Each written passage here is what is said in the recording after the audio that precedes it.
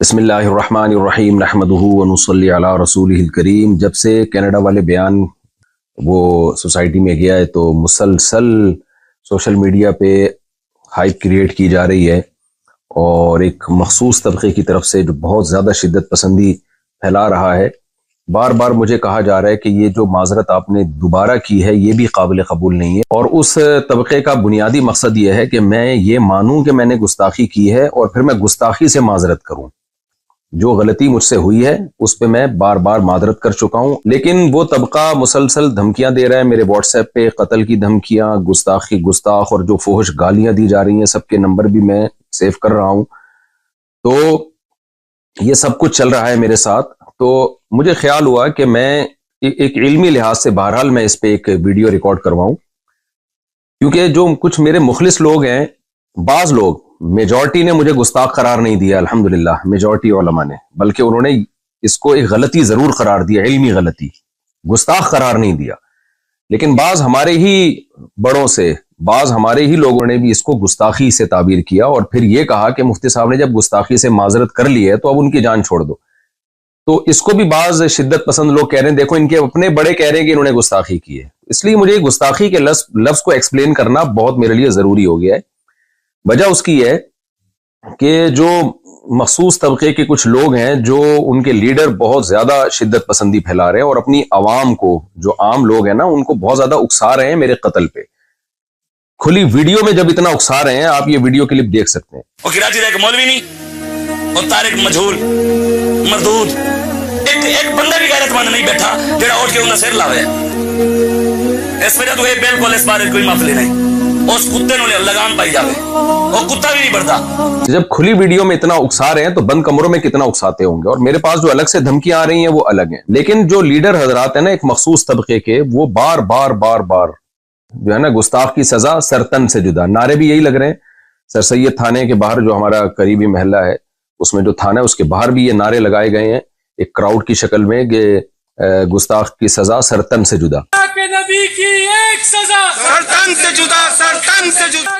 تو میں اس گستاخ کے لفظ کو آج علمی انداز سے ایکسپلین کروں گا، تحقیقی جواب بھی دوں گا، الزامی جواب بھی دوں گا، کہ اگر آپ مجھ پہ گستاخی کے فتوے لگاتے ہیں تو پھر آپ ان لوگوں پہ بھی گستاخی کے فتوے لگائیں، تاکہ جو سادہ لوح لوگ ہیں، جو واقعی نبی صلی اللہ علیہ وسلم سے محبت کرتے ہیں لیکن وہ غلط فہمی کا شکار ہو گئے، وہ مجھ سے بدگمان ہو گئے کہ مفتی صاحب نے واقعی گستاخی تو بہرحال کی ہے، بعض لوگ یہ کہہ رہے ہیں، تو میں نے جو غلطی کی ہے اس سے میں رجوع کر چکا ہوں، گستاخی میں نے نہیں کی ہے۔ تو اب میں اس پہ شروع کرتا ہوں۔ دیکھیے، میرا جو بیان تھا میں نے اس میں یہ بات کہی جو کہ غلط الفاظ تھے۔ میں نے کہا قرآن میں گرامر کے لحاظ سے یہ غلط ہے، لیکن اس کو ٹھیک نہیں کیا گیا۔ یہ قرآن کا میں معجزہ بیان کر رہا تھا کہ جو گرامر کے لحاظ سے مسٹیک ہوئی وہ باقی رکھی گئی، لیکن بیان کے دوران ہی مجھے خیال ہوا کہ یہ لفظ، جو تعبیر ہے، جو الفاظ ہیں، میرے منہ سے غلط نکل گئے۔ وجہ اس کی یہ ہے کہ قرآن پہلے ہے، گرامر کے اصول بعد میں وضع کیے گئے ہیں۔ گرامر قرآن کو دیکھ کے لکھی گئی ہے، نہ کہ قرآن گرامر کا محتاج ہے۔ یہ ایک ایسی حقیقت ہے جس کو میں اپنے لیکچروں میں پہلے بیان کر چکا ہوں، کئی بار بیان کر چکا ہوں، کہ زبان گرامر کی محتاج نہیں ہوتی، گرامر زبان کی محتاج ہوتی ہے۔ مجھے بیان کے دوران ہی اندازہ ہو گیا کہ یہ الفاظ میرے زبان سے غلط نکلے، لہذا میں نے بیان میں ہی اس کی کریکشن کی کہ اگر ظاہری لحاظ سے اس میں کوئی غلطی لکھنے میں، ظاہری لحاظ سے، ورنہ اس میں بڑی حکمت ہے، گرامر کی ایک مسٹیک اگر ظاہری لحاظ سے میں مسٹیک کہہ رہا ہوں کہ تو وہ کریکشن کیا تھی جو میں نے چلائی بھی ہے، کہ ظاہری لحاظ سے ہے، حقیقت میں نہیں ہے، ظاہری لحاظ سے۔ ظاہر کا مطلب یہ کہ حقیقت میں کوئی غلطی نہیں ہے، دیکھنے میں ایسا لگتا ہے کہ گرامر کے قاعدوں کے خلاف ہے۔ میرا خیال یہ تھا کہ اس سے لوگ مطمئن ہو گئے ہوں گے، لیکن وہ بھی میری غلطی تھی، مجھے اس میں اور اچھی طرح سے ایکسپلین بھی کرنا چاہیے تھا، اور اسی بیان میں معذرت کر لینی چاہیے تھی، وہ بھی میں نے نہیں کی۔ یہ بھی ایک جرم میرا ہے، اس کی بھی غلطی کا میں اعتراف کرتا ہوں۔ تو لیکن مقصد یہی تھا کہ حقیقت میں کوئی غلطی نہیں ہے۔ ظاہری لحاظ سے غلطی کا مطلب کیا تھا کہ بھئی قرآن میں کچھ باتیں ایسی ہیں جو عام نحوی قاعدوں کے، جو قاعدے بعد میں ایجاد کیے گئے ہیں، ان کے خلاف ہیں۔ تو یہ بات صرف میں نے نہیں لکھی ہے، یہ اور بھی لوگ لکھ چکے ہیں، خود بریلوی علماء لکھ چکے ہیں۔ یہ دیکھیں، مقدمہ تفسیر نعیمی، مصنف حکیم الامہ مفتی احمد یار خان نعیمی، یہ بریلویوں کے بڑے عالم ہیں، صفحہ نمبر 20 پہ لکھتے ہیں، بعض کلمات نحوی قاعدے کے خلاف معلوم ہوتے ہیں، لیکن وہ پڑھے ویسے ہی جاتے ہیں جیسے کہ ثابت ہو چکے۔ مثلا علیہ اللہ اب دیکھیں قرآن کا عام قاعدہ ہے علیہ اللہ، لیکن قرآن میں لکھا ہے علیہ اللہ، یعنی گرامر کا عام قاعدہ ہے علیہ اللہ، لیکن پڑھا جا رہا ہے علیہ اللہ۔ اسی طرح وما انسانیہ الا الشیطان، اب عام قاعدہ جو نحو کے طالب علم جانتے ہیں یہ ہے وما انسانیہ، لیکن جو احمد یار صاحب ہیں، مفتی احمد یار صاحب جو بریلویوں کے بڑے عالم، وہ کہہ رہے ہیں کہ یہ بھی عام قاعدے کے خلاف ہے، ما انسانیہ ہے۔ اور تیسری مثال وہی دی ہے جو میں نے اپنے بیان میں دی تھی، لنصفعن بالناصیہ، تو یہ بھی انہوں نے مثال دی۔ اب میں پوری عبارت دوبارہ پڑھتا ہوں، مثلا علیہ اللہ ما انسانیہ لنصفعن وغیرہ، دوبارہ یہ عبارت پڑھ دیتا ہوں میں۔ یہ لکھتے ہیں بریلویوں کے عالم، بعض کلمات نحوی قاعدے کے خلاف معلوم ہوتے ہیں لیکن وہ پڑھے ویسے ہی جاتے ہیں جیسے کہ ثابت ہو چکے، مثلا علیہ اللہ ما انسانیہ لنصفعن وغیرہ۔ تو محترم نے بھی یہ فرمایا کہ نحوی قاعدے کے خلاف معلوم ہوتے ہیں، جبکہ میں نے کیا کہا تھا، بظاہر گرامر کے خلاف ہیں، بظاہر گرامر کے لحاظ سے غلط ہیں، تو میں نے تو پھر بھی بظاہر کا لفظ لگا دیا تھا۔ تو میں پھر بھی مانتا ہوں کہ میری غلطی تھی، مجھے بہت اچھی طرح سے ایکسپلین کرنا چاہیے تھا اور اسی وقت اپنے الفاظ سے رجوع کر لینا چاہیے تھا، لیکن بعد میں نے رجوع ریکارڈ کروایا، اس کی کیا وجوہات تھی، یہ بھی میری غلطی ہے، اس میں بغیر تعویل کے اس کو بھی اپنے کھاتے میں ڈالتا ہوں میں۔ لیکن اس عمل کو آپ گستاخی نہیں قرار دے سکتے، اگر آپ نے گستاخی قرار دینا ہے پھر بریلوی کے ان عالم کے عمل کو بھی اور ان کی عبارت کو بھی آپ گستاخی قرار دیں۔ اور میں نے تو ان الفاظ سے توبہ کر لی، ان عالم نے تو توبہ بھی نہیں کی، اب تک تو ہمارے پاس کوئی ایسا ریکارڈ نہیں ہے کہ انہوں نے الفاظ سے توبہ کی ہو۔ تو اصل مدعا میرا یہ ہے کہ نہ میرے الفاظ کو آپ گستاخی پر لے جا سکتے ہیں، نہ تفسیر نعیمی کے مصنف کے الفاظ، بریلوی عالم کے الفاظ کو آپ گستاخی قرار دے سکتے ہیں۔ آپ ان کے الفاظ کو بھی علمی غلطی قرار دے سکتے ہیں، میرے الفاظ کو بھی علمی غلطی قرار دے سکتے ہیں، یہ علمی غلطی قرار دینے پر ہمیں کوئی اعتراض نہیں ہے، لیکن آپ اس عمل کو گستاخی مت قرار دیں، کیونکہ اگر یہ ہے تو میں گستاخ ہوں تو پھر یہ بھی گستاخ ہیں، اور وہ تمام علماء گستاخ ہیں جنہوں نے اس علمی نقطے کو اس انداز سے بیان کیا ہے۔ دوسری روایت دیکھیں، عن ہشام بن عروۃ عن ابیہ قال سألت عائشۃ عن لحن القرآن ان هذان لساحران وعن قوله والمقيمين الصلاة والمؤتون الزكاة وعن قوله والذين هادوا والصابئون فقال يا ابن اختي هذا عمل الكتاب اخطأوا في الكتابة، رواه الطبری في تفسیره جلد نمبر 1 صفحہ نمبر 18۔ علامہ طبری رحمہ اللہ تعالیٰ اپنی تفسیر کی جلد نمبر 1 صفحہ نمبر 18 میں لکھتے ہیں، اور یہ روایت مصنف ابن ابی شیبہ میں بھی ہے، فرماتے ہیں کہ عبداللہ بن زبیر جو حضرت عائشہ کے بھانجے تھے، انہوں نے سیدہ عائشہ رضی اللہ تعالی عنہا سے قرآن کی بعض آیتوں کے متعلق پوچھا، ظاہر ہے وہ آیتیں عام گرامر قاعدوں سے ہٹ کر تھیں، تو حضرت عائشہ رضی اللہ تعالی عنہا سے ان کی جب تفسیر پوچھی تو حضرت عائشہ نے فرمایا کہ یبن اختی، اے میرے بھانجے، ھذا عمل الکتاب اخطئوا فی الکتابہ، یہ کاتبوں کا عمل ہے جنہوں نے کتابت میں خطا کی ہے۔ تو یہاں بھی سیدہ عائشہ کا مطلب، خطا کا مطلب یہ نہیں ہے کہ سچی مچی میں غلطی کی ہے، وہ خطا یہ بیان کرنے کے لیے بتا رہی ہیں کہ یہ جو عام قاعدے جو گرامر کے اصول کیے گئے ہیں، یہ عام قاعدوں سے ہٹ کر انہوں نے اس کو لکھا ہے، جمہور حضرات نے یہی مفہوم بیان کیا ہے اس کا۔ تو یہاں بھی میں یہ کہوں گا کہ کیا آپ سیدہ عائشہ کو بھی معاف نہیں کرو گے؟ آپ یہ کہو گے انہوں نے معاذ اللہ دعویٰ کیا کہ قرآن میں تحریف ہوئی ہے، قرآن کو غلط لکھا گیا ہے اور قرآن کی کتابت کے طریقے غلط تھے، یا علامہ طبری جو بڑے مفسر ہیں، جن کو دیوبندی بھی مانتے ہیں، بریلوی بھی مانتے ہیں، اہل حدیث بھی بہت بڑا مفسر مانتے ہیں، آپ ان کو گستاخ قرار دیں گے کہ انہوں نے سیدہ عائشہ کا یہ قول نقل کیا اور پھر سیدہ عائشہ کو گستاخ نہیں، کیونکہ آپ لوگ تو کہتے ہیں گستاخ کو گستاخ قرار نہ دینا بھی گستاخی ہے، تو کیا ہے معاذ اللہ آپ ان سب کو گستاخ قرار دیں گے؟ ظاہر ہے آپ یہ کہیں گے کہ ایک چیز ہے جس کو یہ اپنے الفاظ میں بیان کر رہے ہیں، اور پھر میں بار بار بتاؤں یہ سب کا امت کا اتفاق ہے، میں مفسرین کے حوالے بھی دے سکتا ہوں اور میرے پرانے بیانات بھی مل جائیں گے اس پر، کہ گرامر قرآن کی محتاج ہے، قرآن گرامر کا محتاج نہیں ہے۔ اس زمانے میں عربی کے قواعد و ضوابط منضبط نہیں کیے گئے تھے، گرامر کو بعد میں وضع کیا گیا ہے، تو جو اکثر قاعدے اور کلیے جو انہوں نے وضع کیے ہیں تو قرآن کی بعض آیتیں ان اکثر قاعدوں پر منطبق نہیں ہوتی تھی، لیکن ان کی بھی بہت سے حضرات نے تعویل کی ہے، جیسے لنصفعن بالناصیہ میں عین کے بعد جو نون آ رہا ہے، تو نون میں بہت سے حضرات نے کہا ہے کہ یہ گرامر کے قاعدوں کے مطابق ہے، یہ گرامر کے قاعدے کے خلاف بھی نہیں ہے، مطابق اس لیے کہ یہ جو نون تاکید ہے نا، اس کو الف کے ساتھ بھی لکھا جاتا ہے، اس کی کچھ مثالیں بھی دی ہیں، تو یہ دونوں اقوال علماء میں پہلے سے چل رہے ہیں۔ کسی نے کہا کہ بعد میں جو قواعد و ضوابط وضع کیے گئے، بہت ساری چیزیں اس قاعدے پہ منطبق نہیں بیٹھتی، تو کوئی بات نہیں، اس سے قرآن کا غلط ہونا ثابت نہیں ہوتا. وجہ اس کی گرامر تو بعد میں آئی ہے. اور بعض نے کہا نہیں بھائی، گرامر جو اس دور میں گرامر تھی جو اصل ہے اس کے پہ شواہد بھی پیش کیے، انہوں نے دلائل بھی پیش کیے کہ اس کے مطابق یہ گرامر کے بھی عین مطابق ہے. تو یہ شروع سے اختلاف چلا آ رہا ہے اور یہ سب کی تعبیرات ہیں.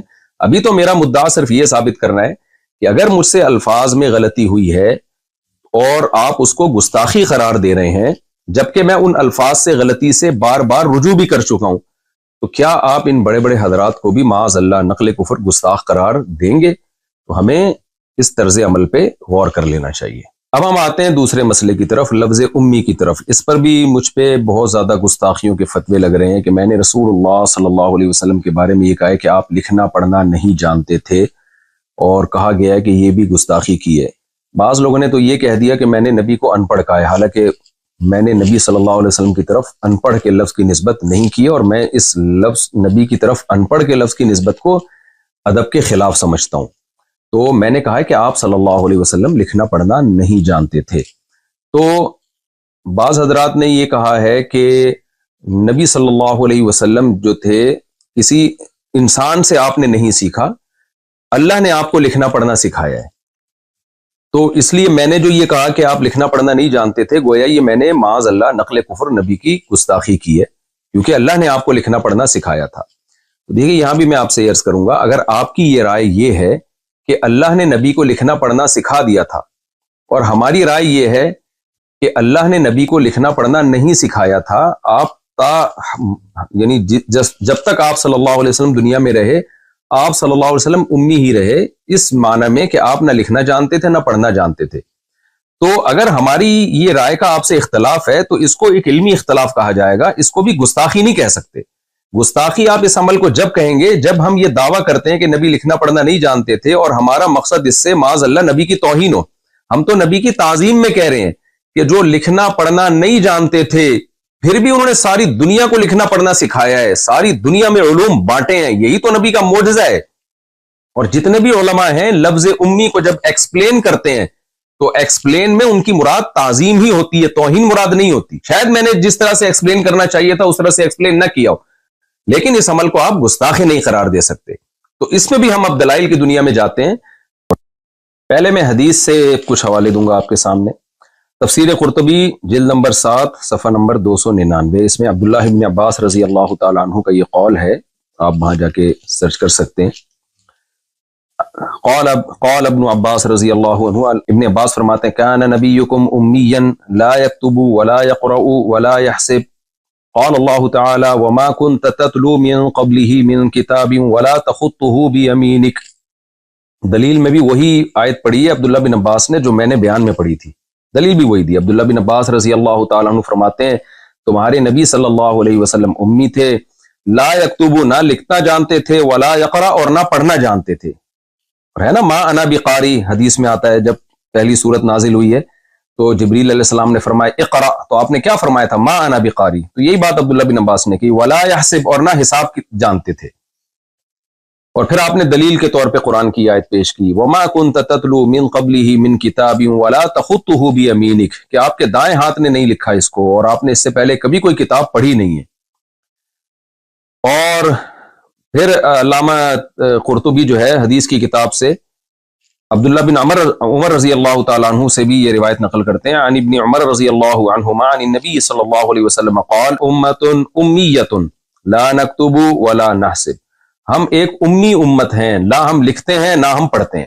اچھا بعض لوگ ہو سکتا ہے ترجمے میں یہ گڑبڑ کریں کہ نبی صلی اللہ علیہ وسلم کے بارے میں جو عبداللہ بن عباس نے فرمایا کہ نبی نہ لکھتے تھے نہ پڑھتے تھے، تو اس سے یہ کہاں ثابت ہوتا ہے کہ لکھنا اور پڑھنا نہیں جانتے تھے؟ بھائی جانتے تھے لیکن لکھتے نہیں تھے.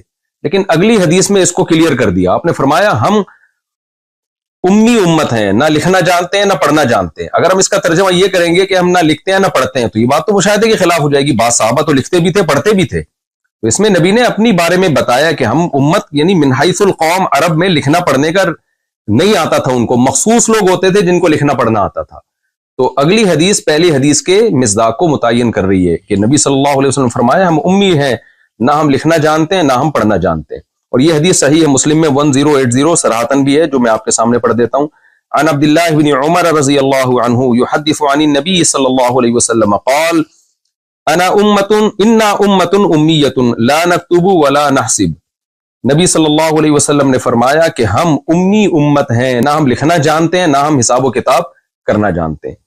تو پھر بھی اگر آپ کا اختلاف ہے کہ نہیں بھئی نبی صلی اللہ علیہ وسلم کو اللہ نے لکھنا پڑھنا سکھا دیا تھا، تو یہ علمی اختلاف کہلائے گا. اس میں آپ کہیں گے ہمارا اس میں مفتی طارق مسعود صاحب سے اور جمہور امت سے اختلاف ہے. اس کو آپ گستاخی نہیں قرار دے سکتے. جمہور امت کا وہی عقیدہ ہے کہ نبی صلی اللہ علیہ وسلم لکھنا پڑھنا نہیں جانتے تھے، مگر یہ آپ کی تعریف ہے اور آپ صلی اللہ علیہ وسلم کی تعظیم ہے کہ جو نہ لکھنا جانتا ہو نہ پڑھنا جانتا ہو، پوری دنیا کو لکھایا بھی پڑھایا بھی، اور پوری دنیا علوم میں اس کی محتاج ہے. بعد از خدا بزرگ توئی قصہ مختصر، اللہ کے بعد کوئی صاحب علم ہے تو پیغمبر صلی اللہ علیہ وسلم ہے. تو آپ کیسے میرے اس طرز بیان کو آپ گستاخی قرار دے رہے ہیں؟ یہ صحیح بخاری حدیث نمبر 2731. یہ واقعہ کیا ہے؟ صلح حدیبیہ کا مشہور واقعہ. جب حدیبیہ میں صلح ہوئی نبی صلی اللہ علیہ وسلم اور صحابہ مشرکین مکہ کے درمیان، تو جو صلح میں معاہدہ ہوا تھا وہ ریٹن فارم میں لایا جا رہا تھا. آپ صلی اللہ علیہ وسلم نے سیدنا علی رضی اللہ تعالیٰ عنہ کو بلایا اور ان سے فرمایا کہ لکھو اکتب بسم اللہ الرحمن الرحیم، بسم اللہ الرحمن الرحیم سے لکھنا شروع کرو. آخر میں آپ صلی اللہ علیہ وسلم نے کیا لکھوایا حضرت علی سے؟ ھذا ما قضى علیہ محمد الرسول اللہ. یہ وہ فیصلہ ہے جو محمد صلی اللہ علیہ وسلم جو اللہ کے رسول ہے ان کا فیصلہ ہے، یہ لکھ دیا گیا. مشرکین نے اس پہ بھی اعتراض کیا تو کہنے لگے فواللہ لو کننا نعلم انک رسول اللہ ما صددناک عن البیت ولا قاتلناک. بھائی اگر ہم آپ کو رسول اللہ مان لیں تو ہم آپ سے جھگڑا، پھر ہم آپ سے نہ قتال کرتے نہ ہم بیت اللہ میں آنے سے آپ کو روکتے. سارا جھگڑا ہی اس لفظ کا ہے کہ ہم آپ کو رسول اللہ نہیں مانتے، یہ لہذا یہ لفظ بھی آپ مٹائیں. ولیکن اکتب محمد ابن عبد اللہ. کہنے لگے کہ بھئی آپ محمد بن عبداللہ لکھیں. قال النبی صلی اللہ علیہ وسلم واللہ انی لرسول اللہ وان کذبتمونی. اللہ کی قسم میں اللہ کا رسول ہی ہوں اگرچہ تم مجھے جھٹلاؤ. پھر آپ نے سیدنا علی رضی اللہ عنہ سے فرمایا اکتب محمد ابن عبداللہ، اے علی لکھ دو محمد بن عبداللہ. امام زہری کہتے ہیں کہ حضرت علی رضی اللہ تعالیٰ عنہ جو تھے وہ ان کو یہ بہت مشکل لگا ان کو یہ لکھے میں رسول اللہ کے لفظ کو اپنے ہاتھ سے کیسے مٹاؤں. تو نبی صلی اللہ علیہ وسلم نے پھر کیا فرمایا سیدنا علی سے؟ بخاری کی حدیث کے مطابق ارینی مکانہا، اے علی مجھے بتاؤ کہاں لکھا ہے رسول اللہ. فاراہ مکانہا، حضرت علی نے بتایا نبی کو. فمحاہا، نبی نے اپنے دست مبارک سے اس کو مٹا دیا. اس سے بھی صاف پتہ چلتا ہے بھائی اگر ہمارے نبی صلی اللہ علیہ وسلم لکھنا جانتے یا پڑھنا جانتے تو آپ سیدنا علی سے کیوں پوچھتے کہ مجھے بتاؤ کہاں لکھا ہوا ہے. تو یہ تمام چیزیں نبی کی تعظیم کو بڑھاتی ہیں کہ جو پیغمبر نہ لکھنا جانتا ہو نہ پڑھنا جانتا ہو لیکن اس نے ساری دنیا کو علوم سکھائے. اور میں دوبارہ اس شعر کو ریپیٹ کرتا ہوں، بعد از خدا بزرگ توئی قصہ مختصر. پوری امت کا اس پر اجماع ہے کہ اللہ کے بعد سب سے زیادہ علم اللہ نے سید الانبیاء محمد صلی اللہ علیہ وسلم کو دیا ہے. لیکن آپ کو امی کہنا یا آپ کو یہ کہنا کہ آپ صلی اللہ علیہ وسلم لکھنا پڑھنا نہیں جانتے تھے اور تعظیم کی نیت سے کہنا، پھر اس کو ایکسپلین کرنا، یہ تمام باتیں اس بات کی دلیل ہیں کہ یہ کہنے والا نبی کی تعظیم کر رہا ہے. اور ایسے تعظیم کرنے والے پر گستاخی کے فتوے لگانا کسی بھی طرح سے نہیں بنتا. اور اگر پھر بھی آپ یہ سمجھتے ہیں کہ یہ گستاخی ہے معاذ اللہ، تو پھر میں آپ کے سامنے کچھ بریلویوں کے چوٹی کے علماء کے حوالے پیش کرتا ہوں مختصر. تو جو فتویٰ پھر آپ نے مجھ پہ لگایا ہے ان پہ بھی لگائیں. کنز الایمان ما خزائن العرفان، امام احمد رضا خان بریلوی صاحب، ان کی تفسیر، انہوں نے قرآن کی جو آیت ہے فآمنوا باللہ ورسولہ النبی الامی الذی یؤمن باللہ وکلماتہ، اس آیت کی تفسیر میں لکھتے ہیں اللہ اور اس کے رسول بے پڑھے غیب بتانے والے. الامی کا ترجمہ انہوں نے کیا بے پڑھے، حالانکہ میں نے بے پڑھے کا مطلب اردو میں ان پڑھ ہی سمجھا جاتا ہے، جبکہ میں نے تو لفظ بے پڑھے استعمال نہیں کیا. میں نے تو کہا آپ صلی اللہ علیہ وسلم لکھنا پڑھنا نہیں جانتے تھے، جبکہ جناب احمد رضا خان بریلوی نے تو بے پڑھے کا لفظ نبی صلی اللہ علیہ وسلم کے لیے استعمال کیا ہے. اور میرا ایک کلپ موجود ہے جناب امام احمد رضا خان کے فیور میں، آپ وہ یوٹیوب پہ سرچ کر سکتے ہیں کہ میرے سامنے کسی نے کوئی عبارت نکالی اور کہا کہ اس سے تو ان کی گستاخی ثابت ہو رہی ہے، تو میں نے اس کی تعویل کی. کیونکہ بعض لوگ مجھ پہ یہ الزام لگا رہے ہیں کہ ان کے لیے اپنے لیے اصول کچھ اور ہیں، دوسروں کے لیے اصول کچھ اور ہیں، تو یہ الزام بھی غلط ہے. آپ میرا وہ کلپ دیکھ سکتے ہیں.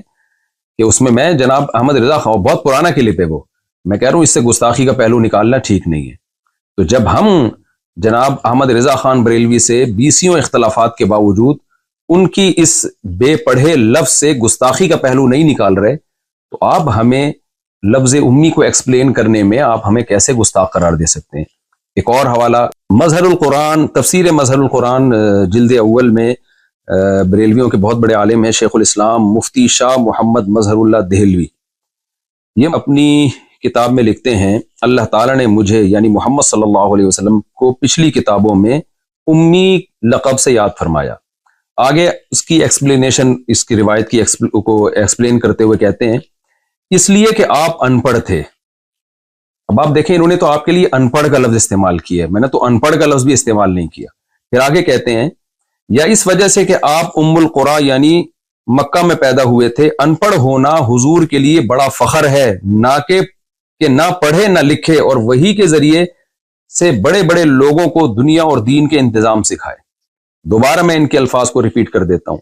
کہتے ہیں اس لیے کہ آپ صلی اللہ علیہ وسلم ان پڑھ تھے، اور پھر آگے فرمایا کہ حضور کی ان پڑھ ہونا حضور کے لیے بڑا فخر ہے کہ نہ پڑھے نہ لکھے اور وحی کے ذریعے سے بڑے بڑے پڑھے لکھوں کو دنیا اور دین کے انتظام سکھائے. یہی بات تو ہم پورے بیان میں کہتے رہے ہیں، پھر بھی ہم نے ادب میں ان پڑھ کا لفظ استعمال نہیں کیا.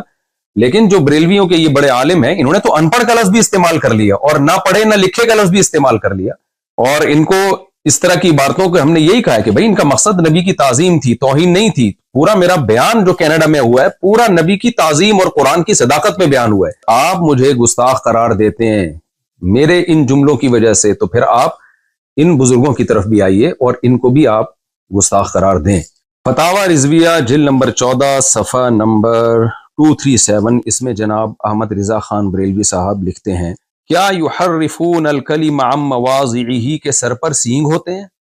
اب آپ بتائیے قرآن مجید کی آیت کے لیے یہ الفاظ استعمال کرنا، یحرفون الکلم عن مواضعہ کے سر پر سینگ ہوتے ہیں، کیا اس سے بے ادبی نہیں جھلکتی؟